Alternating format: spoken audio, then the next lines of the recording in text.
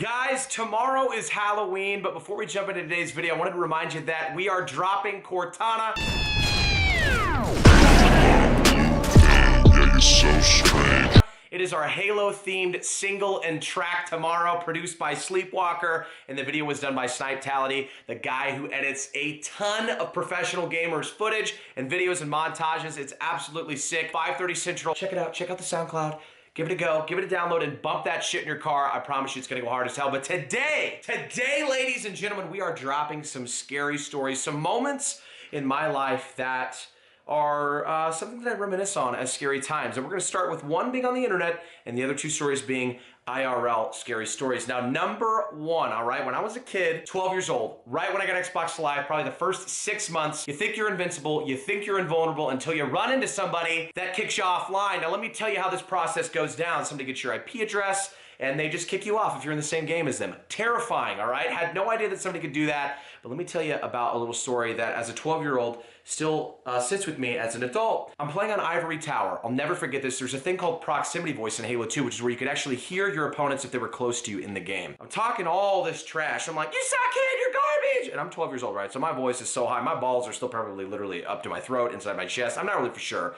I'm talking trash, and he's like, you better watch out, kid. And I'm like, he's like, I'm gonna find out where you live. I'm like, whatever, bro. Towards the end of the game, 50 kills max, right? All of a sudden I hear this, Jordan Payton. And I'm like, what?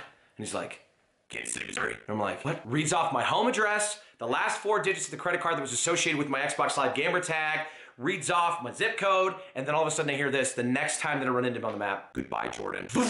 Internet shuts off. The dude somehow got a hold of my information, kicked me offline, held me off for like 30 or 35 minutes, and I never saw this dude again, all right? Never matched him, never paired with him, he never bothered me again. I'm not really for sure what the whole issue was. He must have been having a bad day, and I happened to mess with somebody that can, stop banks from working, or apparently, and he just wanted to toy with me, and he did. So that's scary story number one, but let's get a little intense here with the scary stories. Let's actually go somewhere deep, somewhere IRL. I'm about 19 years old, probably still 18, gonna be turning 19 that year in 2012, and I would have been a freshman in college at the time. My buddy Austin's like, Jordan, I got a couple girls with me. There's a little spot we need to go check out. It used to be like a mental ward, like a psych ward. Let's go over there, let's drive over, let's get it popping. Let's just go inside this place and check it out. And I'm thinking to myself, whoa, this place has been abandoned since like 1986 or something crazy. And it's kind of one of those spots where a lot of teenagers, they go visit, and a lot of them have, like, well, it was scary. But I want to tell you about the time that I went that was definitely spookier than I wanted it to be, all right? And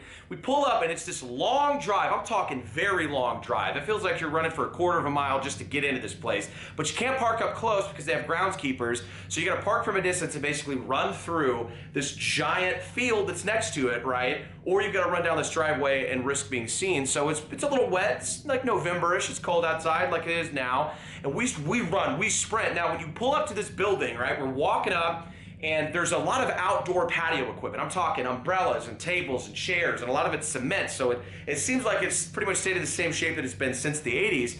And then we notice that the window's open, and that is where our entrance is into this building. So we climb through it, and I'm walking through it, and I'm looking all around the walls, and we don't even have flashlights. It's just our cell phone flashlights, and I'm pointing it, and I'm scanning it, and I'm going all over the walls, and I notice that there's a pentagram drawn in red. Of course, I'm thinking, just a teenager did it, whatever. And then I start doing the dumbest shit on the planet, which is opening up doors, fam. So I'm pulling up, open these doors. They're like this old stainless steel color that basically you open, and they were used to hold and have cleaning supplies and probably stuff that they needed to keep this establishment running. So I opened it and checked, and there's a dog bed in there. And for some reason that stuck with me, because I was almost wondering if maybe a homeless person had been trying to live there during the winter time, and they had an animal with them as well, and that's where they were staying. Regardless, we couldn't see anything in here. But then this is where it gets very interesting for me, and where it got very scary is it starts to feel even colder inside than it does outside. And I'm very superstitious, and I was like, hey man, like, we should probably get going. Like, this is kind of weird. Also, if the groundskeepers come over here, we could probably get in trouble because we're on property we probably shouldn't be on this late. I noticed that there's a giant staircase entrance that goes to the top of this building. And I very, very badly wanted to go to the top because I wanted to check it out,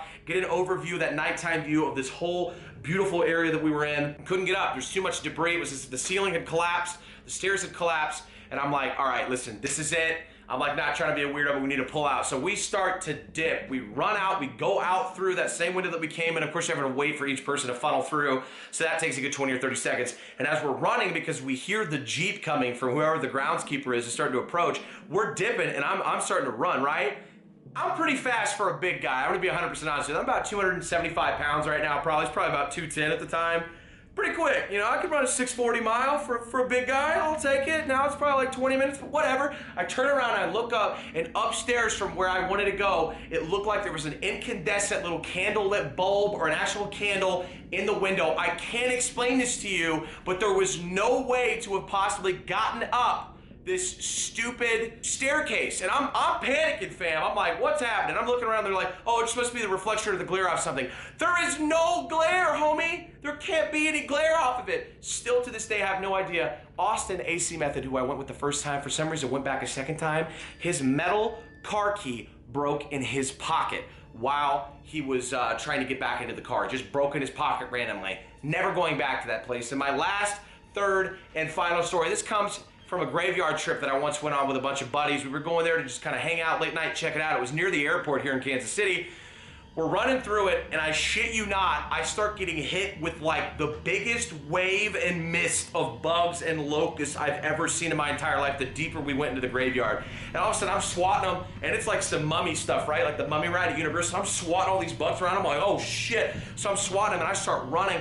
My homie's running with me. There's two of us, there's three of us there. I think Stephanie, Dylan, Scott, and me. And we're running, and boom, knocks one of the gravestones tops off. Luckily, it was already broken. It was already broken. I'm just gonna tell you guys this. It was just already placed back on top, but he touched it and it snapped, and right there I'm like, oh shit, the demons are gonna follow you home, homie, what are you doing? What are you doing? And he puts it back on, and he's bleeding and shit. We're running, we get in the car. I have that video somewhere. If I find that SD card, I'm putting it up because I was recording that night. Ladies and gentlemen, if you enjoyed the video, be sure to drop a like. Happy Halloween. Be there tomorrow for Cortana. And if you haven't heard, Call of Duty World War II stream, hype as hell, starting Thursday night going into Friday, $1,500 total in giveaways, worth a lot of your time to come hang out. Just to sit there and potentially have a chance to win. Subscribers on my Twitch do have a 10 times chance, so that's beneficial.